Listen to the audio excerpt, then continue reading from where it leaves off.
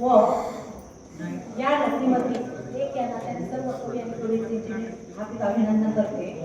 तसेच या गावच्या शिरामध्ये आणि मातीच्या कणाकणामध्ये साहित्य आणि कविता आज गुंजत आहे असं मला वाटतं। 4 महिन्यानंतर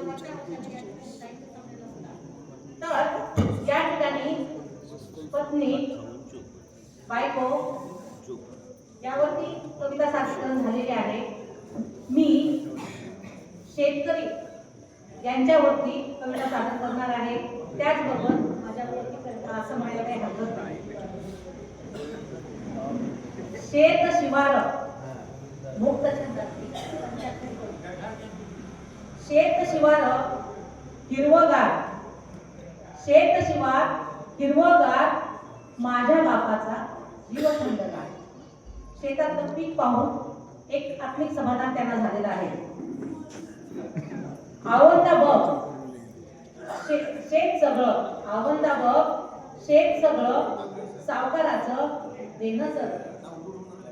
खुरपण पाणी रोज करत, खुरपण पाणी रोज करत बाबांच्या अंगावर मोठं लावून पोटऱ्यात येता किरपा पडला, पोटऱ्यात येता किरपा पडला कणस मात्र दाण्याने।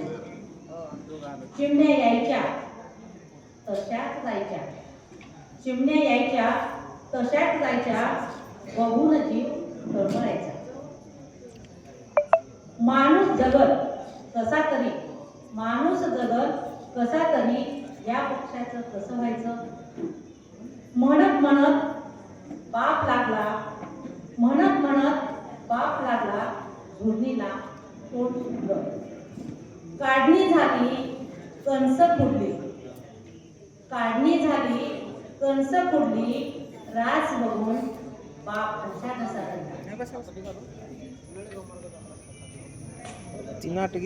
आडंग बदलत रात्र सरली, आडंग बदलत रात्र सरली पहाटच बाप रानात गेला। रोगण घेऊन झोपी गेला, रोगण घेऊन झोपी गेला पुन्हा कधीच नाही, पुन्हा कधीच नाही।